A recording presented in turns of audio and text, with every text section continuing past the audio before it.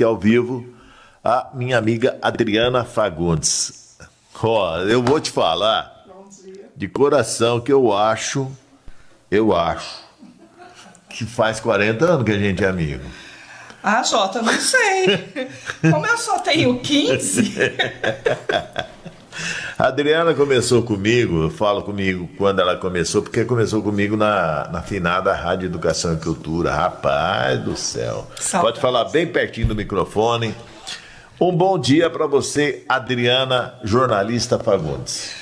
Bom dia, Jota, e a todos os seus ouvintes. Muito bom dia de novo. Prazer estar novamente aqui com você, que além de profissional também é meu amigo e tem a grata satisfação de falar que a partir de agora é o suplente dentro do Contor. Isso. Da cadeira de comunicação. Muito obrigado. Deixa eu te falar uma coisa. Diga. Tá tendo uma reverberação aí fantástica das brigas entre Câmara e Prefeitura. E no meio disso, quem que tá? A imprensa, né? E aí fizeram umas colocações nos meios sociais, dizendo, porque nota fiscal disso, nota fiscal daquilo. Aí alguém ensinou e falou assim... Falou de verdade, rapaz, falou de verdade. Esse J-Show nunca trabalhou. Meu Deus do céu. Adriana, você me conhece, fala um pouquinho do nunca trabalhou. Ô Jota, é que para muita gente, jornalista só curte festa. Jornalista não tem conta, jornalista não trabalha. Não Jesus. sabe o tanto de burnout que a gente já enfrenta nessa vida, porque a gente trabalha e a gente não descansa. Porque o trabalhador, ele vai na empresa, ele chega lá, senta 8 horas, das 5 horas vai para casa, aí ele vai descansar, tomar cervejinha. E às vezes, quando ele está tomando a cervejinha, nós estamos trabalhando nos bastidores. Verdade. E quantas vezes... Olha, gente, eu tenho mais de 30 anos de assessoria de imprensa, eu já passei por vários nichos, por várias entidades. E quando um jornalista pega um salgadinho ou recebe um brinde e fica todo feliz, o que eles falam? Corrija-me se eu estiver errada. Ou aquele cara só vem aqui para comer ou para levar brinde. É brincadeira, cara. É brincadeira. Nós, gente, nós mas nós temos um jornalista em Sertãozinho, eu tô falando sério, e você sabe bem que ele colocava salgadinho no bolso do paletó. Vamos deixar claro, jornalista não faz isso. Não, beleza. Mas nós temos vários agregados que se dizem jornalistas. Certo. Fala em jornalista, só lembrando, nós temos o diploma ali, ó. Escancarado ali para quem quiser ver, né? É uma beleza, né? Graças a Deus. Faz tempo, né? Hein? Tempinho bom. E por incrível que pareça, eu me formei em 96, cara. Em 91, Jurássica. E aí, eu me formei em 96, por quê? Porque, eu acho que é 96, se o Pé puder dar uma olhada lá, por favor, porque, eu não lembro agora que tá ali no meu diploma. Por quê? Minha mulher ficava, e agora que eu peguei o diploma, minha mulher ficava. Minha esposa, Maria Cristina, que é uma maravilhosa esposa, né? Que você conhece Santa bem. paciência. Tenha santa paciência. E aí, que ano? 95? 31 de agosto de 95 eu me formei. E eu nunca tinha pego o diploma. Nunca. Aí, e ela, final do ano passado, vira para mim e fala assim, cadê o teu diploma? Não tem diploma, e tem diploma, não tem diploma, vai buscar na UNAERP. Fomos lá na UNAERP, buscamos o nosso diploma que está ali na parede, junto, do lado da moção de congratulações do vereador Fernando Francisco da Silva, ou vereador Babá. Ô Jota, você sabe da minha história. Sim, sou conheço filha de mesmo. pedreiro e minha mãe dona de casa. Ok. Na família... Os dois já viajaram. Minha mãe tá aqui. Tua mãe tá firme e forte. Tá aqui, não viajou ainda não? Não, tá aqui, graças firme a e forte, turismo. E apesar conheci teu pai, uma barbaridade. Gravei propaganda pro teu pai, que ele chegou... Fazia muita propaganda sua na rua, ouvindo o Jota. E apesar deles, 7 irmãos, e minha mãe 7 irmãos também... Na família, eu tenho orgulho de dizer, eu me emociono, que eu fui a primeira da geração a ter um diploma. A ter chegar no 3º grau. Sim, na faculdade, depois de uma pós-graduação. E aí, claro que quando eu peguei o meu diploma, foi uma honra para os meus pais. Sim, claro. E os professores, tanto é que na época fui oradora de turma, todo mundo reconhecia esse trabalho. Então eu tenho muito orgulho, sim, em falar que eu sou jornalista. Eu tenho as minhas pós, eu já fiz várias outras coisas, mas o jornalismo está na pele. E aquele jornalismo de raça, aquele que a gente, se lembra dos professores que chegavam lá e falavam a ética de jornalismo. Meu Deus do céu! Nós tínhamos um padre que era o professor de ética, então vocês imaginam. Você fez aonde? Na UNAERP. Na UNAERP também? Sim. Beleza. Começamos na mesma sala de aula do primeiro ano, que foi 89, salvo engano. Eu, o Beto Batata, e o Beto Batata garante... O Nério Costa, que era da nossa turma. O Beto, eu não lembro do Nério, não. Não, eu em 81, em 91 foi quando eu terminei. Tá? Não, mas eu tô falando em 89. Ah, tá. E o Beto Batata garante que no nosso primeiro ano, quem estava lá? Celso Portiolli. Ah, eu acredito. Porque ele era de Ribeirão Preto, tá fazendo Ribeirão Preto, né? Na época... E eu não lembro, sinceramente não me lembro. Se a gente pegar uma lista de presença lá, talvez. Não, gente, turma da imprensa, esses que estão em Globo e tudo mais, o Gil Santiago foi nosso professor. Foi nosso professor de rádio. A antiga Rádio Renascença, salvo engano era a Renascença, tinha um estúdio dentro da UNAERP que a gente fazia rádio. Tanto é que era quando nós entramos na faculdade, você vai lembrar disso, era tipo assim, todo mundo tinha os cursos de Direito, que era o mais caro da UNAERP, na época que não tinha medicina ainda. E nós entramos sendo o curso mais barato, porque o jornalismo era mais barato, no primeiro ano. A partir do segundo ano, a gente, como a minha formação é comunicação social, a gente trabalhava em jornal, rádio e TV. Então, a partir do segundo ano, a gente começava a ter muita aula prática. E ele se tornava o curso mais caro do jornalismo. E você lembra quantos shows nós fizemos para pagar a faculdade, Jota? E era muito voltado para o jornalismo impresso. Impresso hoje, e na rádio também tinha bastante. Sim, porque tinha até o Jornal do Ônibus. Isso. Lembra do Jornal do Ônibus? Lembra do Jornal do Ônibus? Rapaz. Tá vendo? É as histórias dos Jurássicos. Meu Deus do céu. Adriana, mas o que te traz aqui é a chamada NR1. Isso, Jota. Fale sobre o assunto. É um alerta que a gente não está colocando medo em ninguém, mas a gente, como nós enfrentamos isso na nossa vida, por isso que a gente já começou a falar, porque o jornalista e qualquer trabalhador hoje, antigamente, nos nossos bons tempos, a gente saía de casa, ia para a empresa, chegava às 5 horas, você desligava. Desligava da O Jota não, porque ele era de rádio, então ele estava sempre envolvido em eventos e tudo mais. Sempre. Eu na assessoria de imprensa e tinha aquele horário. Só que nunca era assim das 8 às 18, porque sempre fazia mais. Como você cuidava de jornal, de rádio, de tudo mais, você tinha uma outra preocupação. Caso alguém não saiba, eu fui a primeira jornalista do Agora, Sertãozinho e outros veículos de comunicação. Agora o jornal do Grupo Toniel. Isso. Ok. Então, por exemplo, eu saía da Copercana, que na época eu trabalhava, ó o merchandise. Eu trabalhava... Não, a Grande Copercana é parceira nossa aqui. E na época não era assim, a Adriana era funcionária parceira. Só da Copercana. A Adriana era funcionária da Copercana, Canoeste, Cocrete, e na época que o senhor Fernando, o senhor Toninho Toniello, eles eram diretores da Copacesp, eu também assessorava a Copacesp. Então, indiretamente, eu estava assim, ligada para várias entidades. E a hora que eu terminava o meu horário normal, eu ia fazer as outras coisas de comunicação.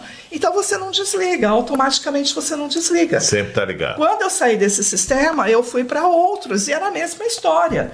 E a gente, quando não para, quando você não tem aquele período de relaxamento, você vai entrando em, né? Em ebulição, É, vamos dizer assim. e aí vem a depressão, depois aí vem, com a depressão sempre vem síndromes de pânico, né, várias outras, até chegar no burnout. Você lembra uma O que é época? burnout? Explica pra mim, desculpa. Você vai lembrar. É, Você lembra quando eu trabalhava numa entidade que eu chegava conversando normal? é. Ia dando umas 11 horas, meio-dia, você falava comigo, a minha voz estava sumindo. Quando dava 2 horas, eu ficava fônica. Eu não conseguia mais. Mas não é por culpa daquela entidade, é por culpa de toda a trajetória Toda a que pressão. veio na minha vida, Uhum. que chega numa hora que o corpo, ele espana. Ou você para na dor, no amor, ou você para na doença. Então, quando a gente está com dor, você vai relevando. E na vida sempre tem o famosa demissão. Não, e se eu não vir? E se eu começar a dar atestado? O que vai acontecer? E você vai esconder, tá vendo? Ó, é um dos... Eu ainda enfrento isso. E você vai empurrando com a barriga. Chega numa hora que o teu corpo, ele paralisa. E aí, esse é o burnout. O meu burnout, ele se deu quando eu fiquei afônica. Uhum. E aí, continuei trabalhando, aí parei de CLT, aí eu fui pela minha empresa. Ser empresários tem outros desafios, porque você tem que pagar os teus boletos, e aí enfrenta, aí eu tenho eu falo que a gente que trabalha na imprensa, a gente tem aquele romantismo, que a gente quer mostrar todo mundo, e você, pela E quer ser bom com todo mundo. Exatamente. Essa é a questão, quer ser bom com todo mundo. E não é. Você não adianta. consegue, nem Jesus Cristo Não agradou. adianta, você Quem não somos é. nós? E aí, chegou numa época que você tinha que vender teus anúncios, que é o que paga os nossos Exatamente. boletos. Quem paga o nosso salário são os anunciantes aqui no nosso programa. Fui questionado sobre, porque não sei quem anuncia aqui, outro anuncia ali. Quem que paga a minha vida, quem que paga meu salário aqui são os anunciantes. E nós damos visibilidade para todo Sim, mundo, gente. claro. Não importa se é A, B ou C. E ser apartidário é isso. Ouvir todo mundo. Você tem que ouvir os dois lados. E quem vai tirar o julgamento, Jota, não é você, é o teu público. Sim. Então você vai estar abrindo, mostrando, e ele vai estar definindo se ele aceita ou não. Então isso é o apartidarismo em todos os sentidos. É em política, é em religião. Nós estamos aqui não para ser o juiz. Que o juiz está lá Não faço fora. juízo de valor. Eu não faço juízo de valor. Cada um tem as suas verdades. Todo mundo sabe o que é certo e o que é errado. Exato. E cada um tome a sua conclusão e assuma aquilo que você é. Não jogue, não terceirize a responsabilidade. Sim. E aí, com isso, a gente vem enfrentando. E a Adriana, por não... eu sou partido A, sou partido B. Eu enfrento desafios até hoje. E isso traz a doença do NR1, que é a gestão psicossocial. Voltando ao assunto. Recentemente, nós fizemos um congresso em Sertãozinho, porque nós percebemos que todo cidadão está doente. Não é A, não é B, não é C. E como eu passei por todo esse processo, e nós abrimos uma associação que se chama Associação de Comunicação do Turismo Brasileiro. Aí você vai me perguntar, Adriana, mas se é turismo, por que você está falando de NR1? Porque eu sofri, Tem tudo a ver, ué. eu sofri na pele. E vocês lembram que na pandemia, eu já falei algumas vezes, o turista, ele ficou preso em casa e os empresários do turismo, eles foram obrigados a fechar os seus estabelecimentos. Indiretamente, teve aquele que abriu ou não abriu, houve demissão, houve afastamento dos funcionários. E o empresário, gente, quando ele não tem a renda, tudo bem, o trabalhador, o CLT, ele é afastado, mas automaticamente o patrão tem que pagar o seu salário. Então, agora, como empresária, você tem os seus tributos, você tem as suas responsabilidades. Imagina você não recebendo, no nosso caso, anúncio, ou no caso dos empresários de turista, não recebendo o cliente num bar, num restaurante, num hotel, mas as contas estavam chegando. O que é engraçado isso, né? Cobrar imposto e o governo não deixou. Não. Continuou pagando. Continuou cobrando imposto. Continuou tudo. Só a ponta é que não conseguia receber mais. E eu lembro, Jota, que naquela época isso. eu estava assim, em plena expansão com as minhas... Na época era Companhia da Comunicação, porque eu sempre acreditei na união de todos os segmentos. E aí eu tinha investido em câmera, em computador, isso e aquilo. O que aconteceu? Que não é barato, diga-se de passagem. Para você manter um portal tem um custo alto. Você tem internet, você tem telefone, tem equipamentos. Nós temos profissionais que nos auxiliam, né, Wagner? Ok. E existem pessoas que a gente tem que pagar e tem que ter aquele comprometimento. Exato. E aí veio a pandemia, os clientes automaticamente cortaram tudo. E aí, como que fica? Como que você vai pagar as coisas? Aí você já estava doente, você ficou mais doente ainda. Então eu usei esse período para me curar das formas que eu consegui. Então eu procurei muita terapia, muita coisa pela internet, e eu fui curando o meu corpo e principalmente a minha alma, que estava muito doente. Eu já não acreditava mais no ser humano. Eu não acreditava nas pessoas. Quantos anos você ficou sem conversar comigo? Eu me isolei. E já pensou uma jornalista isolada? Meu Deus. É difícil. E aí, eu peguei, nessa pandemia, a Companhia da Comunicação, ela mudou o foco, ela passou a ser a Rota do Turismo. E eu falei, eu vou dar visibilidade para esses empresários, porque quando voltar, eu sempre acreditei na volta, eu não quero que ninguém saia do turismo. E eu comecei a mostrar muitas coisas que a própria população desconhecia. E aí foi aonde eu comecei a trabalhar o turismo regional brasileiro, não só em Sertãozinho, mas em todo o país. E comecei a mostrar os pequenos e médios que muitas vezes reclamam que não tem dinheiro para investir em marketing, em propaganda. E eu comecei a dar visibilidade para esses, tudo de graça. Eu mantendo, a minha aposentadoria é tudo para a Rota do Turismo. Então você olha para mim e fala, nossa, Adriana, não, está investido e eu ainda acredito. Eu sei que através do turismo nós vamos gerar emprego e renda. E essa é a minha briga, porque eu mostro. E eu provo aonde que a gente gera esse emprego e renda. É verdade. Só que de tanto fazer, eu chegava para... E todo mundo recebendo, né? Você percebe, no nosso meio, os canais de comunicação recebem. E eu não. Eu falava, por que eu não recebo? Porque eu sou mulher? Aí veio o lado feminino e a turma fala, você é feminista. Não é, eu sou realista. E aí eu comecei a mostrar e eu comecei a ver a importância das associações. E aí, mais uma vez, eu falei, a Companhia da Comunicação, ela saiu do mercado por causa da pandemia. Entrou a Rota, um trabalho sozinha, com uma pequena equipe. Então, agora eu vou trazer de volta a união desses profissionais que a gente sabe aquilo que a gente está falando. E aí, graças a Deus, a hora que eu falei, isso foi mais ou menos no dia 20 de novembro de 2024.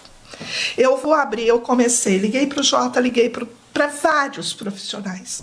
Tô abrindo, você vem junto? Estamos dentro. Ok. 25 de novembro nós constituímos a associação. Inclusive Marcelo Pellegrini, J Show Também. e muitos outros. Muitos grandes profissionais. Graças a Deus, né? E junto com essa associação, eu falei, eu não posso deixar de ter profissionais que trabalham com saúde mental, porque eu sou uma delas que precisa. Até hoje eu preciso. E aí eu trouxe também para a diretoria pessoas que indiretamente podem estar envolvidas no turismo. Quem que não precisa de um psiquiatra, quem que não precisa de um psicólogo, quem que não precisa de um neuropsicanalista ou pediatra, tá? Então, nós trouxemos para a diretoria esses profissionais e aí eu comecei a trabalhar indiretamente. E para vocês terem uma ideia, que graças a Deus eu não estava errada. Posso fazer uma propaganda? Um agradecimento? Claro. Aqui você tem total liberdade, você Obrigada, pode falar o que você quiser.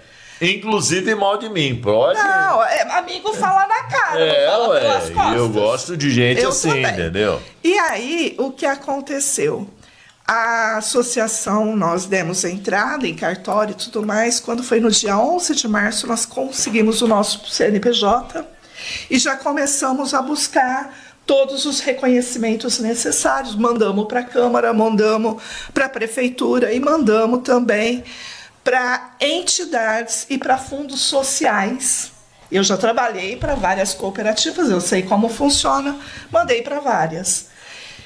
E quando eu mandei para a Cressol, e eu mandei o projeto de saúde mental, na hora eles abriram as portas. Eu tinha um mês de CNPJ e a gente conseguiu uma verba, na época, de R$25 mil, 24.999. E aí a gente conseguiu criar um programa de saúde mental que existe assim, eles dão uma verba, depois a gente tem que dar um retorno. Isso. Então a verba deles era de junho até setembro. E de outubro a dezembro nós continuamos ouvindo essas mulheres através de rodas, através de palestras, através de encontros semanais. E várias mulheres chegaram no término desse programa. E aí a gente falou, olha, saúde mental importa sim.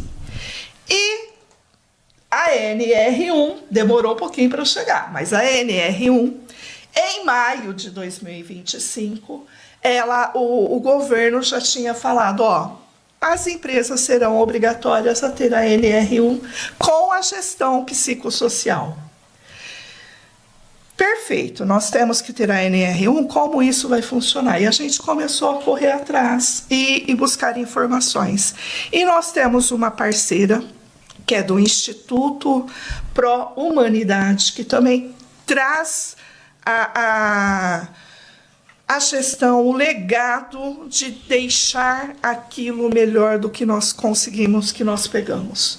Entendo. E aí a gente, em março, no dia 30 de março, nós trouxemos para Sertãozinho e convidamos, através do meu Media Kit, do meu mailing de contatos, convidamos todos os empresários, prefeituras, saúde. Nós tivemos muita gente que é o teu patrocinador, que é a Sermed, também esteve conosco. Também é meu patrocinador. Nós trouxemos também várias empresas que faz trabalho para estar mostrando se o funcionário está apto ou não para exercer aquela profissão. Eles vieram, um deles foi o nosso patrocinador, que se você tomou um cafezinho gostoso lá e estava bom, foi porque nós tivemos esse patrocinador que nos proporcionou. E a gente trouxe, e como a Adriana, quando entra numa briga, não entra para brincar, eu fiz o convite para o próprio Ministério do Trabalho mandar um auditor fiscal para estar nos auxiliando e mostrando aquilo que o empresário precisava saber para estar fazendo esse mapeamento e essa gestão psicossocial.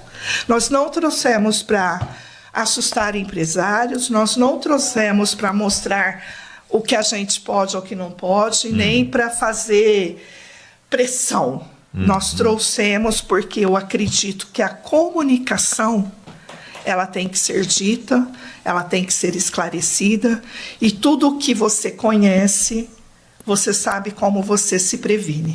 Então, nós trabalhamos com prevenção e não com a doença. E aí nós trouxemos esse auditor fiscal do Ministério do Trabalho para conversar com os empresários e para esclarecer, gente, é isso, é aquilo. Ele mostrou o caminho das pedras. E a gente teve a felicidade de, ele junto com a nossa parceira, eles ficaram um tempo conversando, ela mostrou o mapeamento que a gente está realizando, e eles mesmos estavam meio assim, olha, a gente não sabe o que vai encontrar nas empresas. Ela falou, olha, esse é o trabalho que a gente tem feito há vários anos. E ela mostrou. Então, naquele momento, nós trouxemos para Sertãozinho o que há de melhor e o que é o certo e o correto. Ok. Tá? E hoje de manhã eu fiz uma entrevista, que hoje à tarde vocês estarão vendo no meu canal. Aí, tá? ó. Vou passar para você depois. Pode passar. Que é na rotadoturismo.com. E a gente vai estar colocando a entrevista com essa mulher, é a Andréa Rangel, que ela vai estar esclarecendo o que ela conversou com o próprio auditor, o que o auditor falou na nossa palestra, que está dentro do canal também.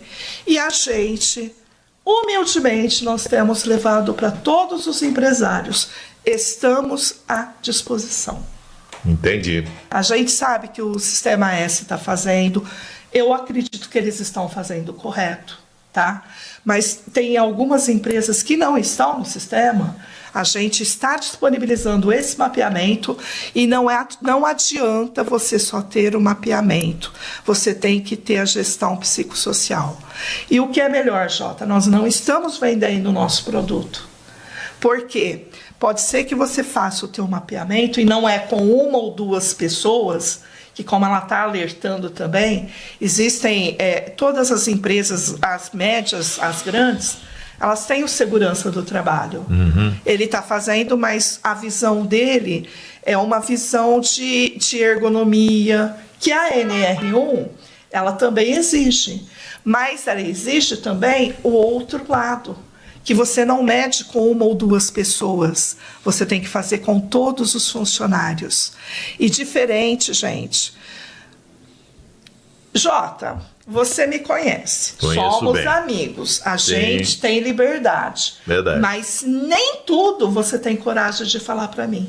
E se você tem um funcionário na sua empresa que presta serviço para você, automaticamente, e o funcionário vê que ele está sempre ali com a diretoria, ele não vai ter coragem de falar, olha, eu passo por isso, eu passo por aquilo, porque ele vai fazer uma entrevista frente a frente, tete a tete. Por isso que é importante aquela pesquisa anônima em respeito à LGPD, que a pessoa não pode saber quem deu aquela resposta, mas tem que ser feito com todos os funcionários. E se Deus quiser, vai ter empresa que vai fazer esse mapeamento e não vai dar nada.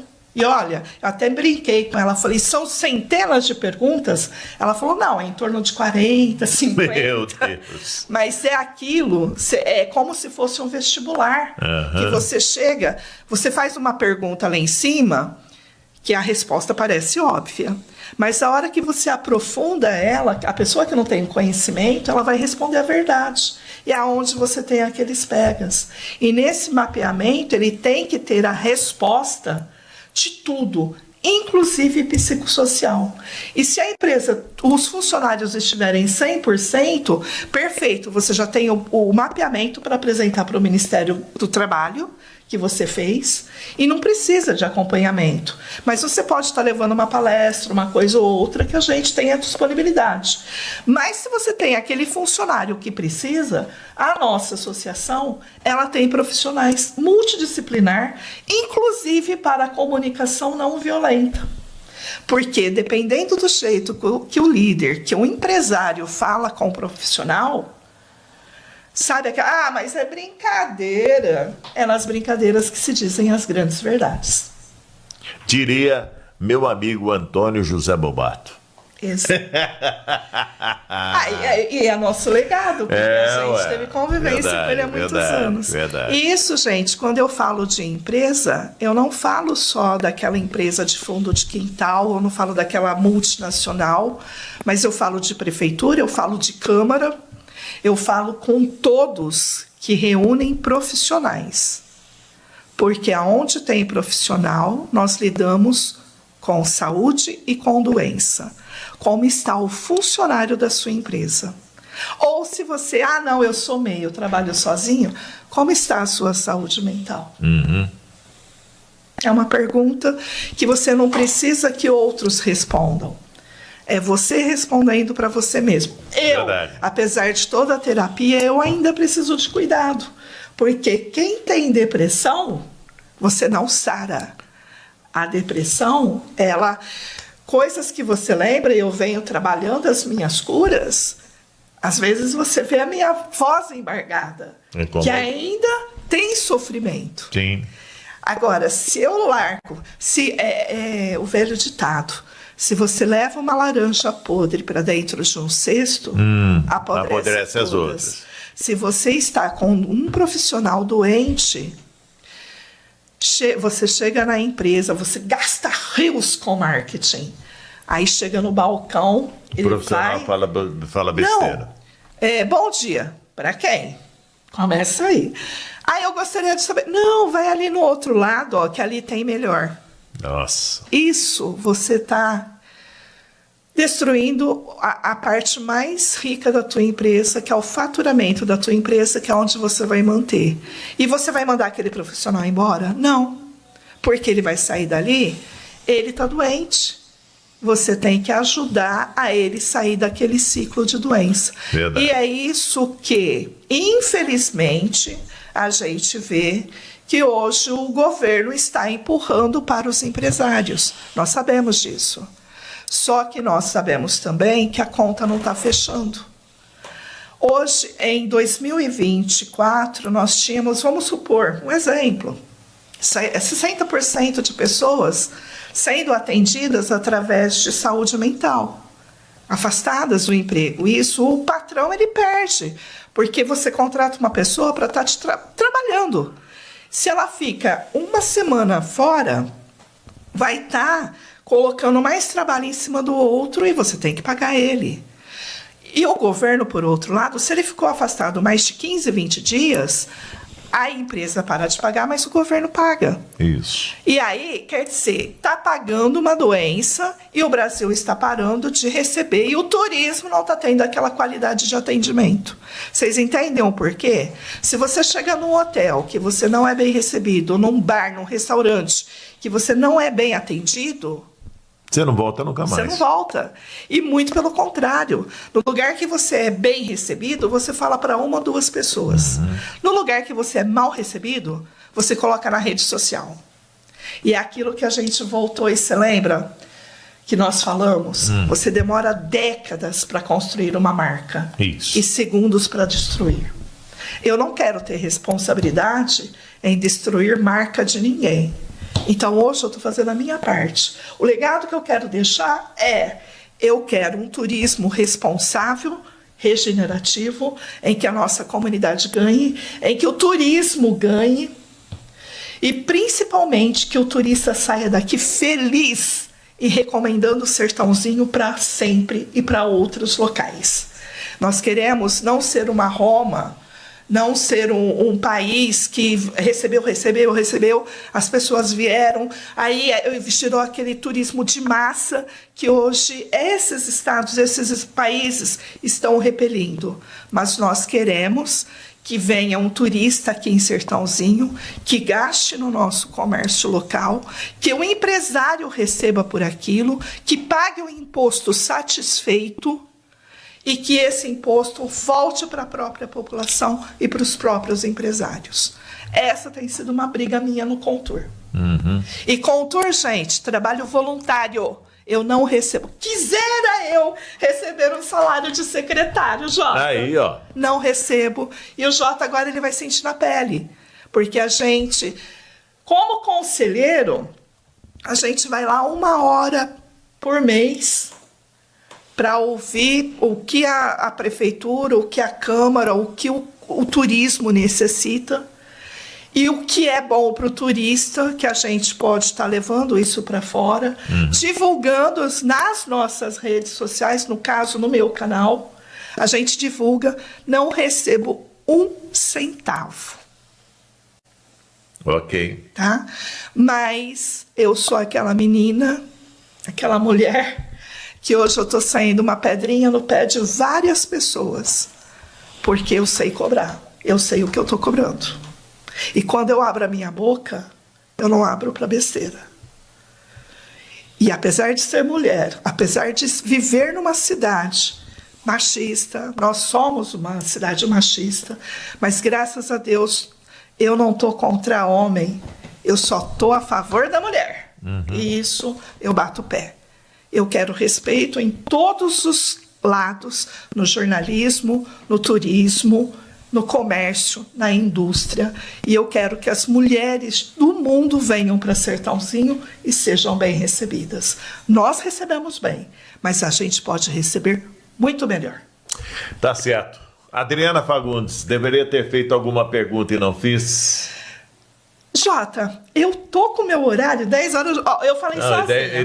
10 horas é o meu horário também. Então, nós temos muitos assuntos. Conte sempre comigo. Sempre. E estarei à disposição. E saiba, sempre trazendo o melhor para Sertãozinho. Tá certo, então. Obrigada. Obrigado, eu. Falei aqui com a minha amiga Adriana Fagundes do CONTUR, do Conselho Municipal de Turismo, e também sobre a NR1. Wagner Pé foi o meu assessor de longa data, né, Wagner? Amanhã a gente volta no programa Direto ao Ponto com a segunda parte da matéria com Luiz Carlos Zambão. Até lá.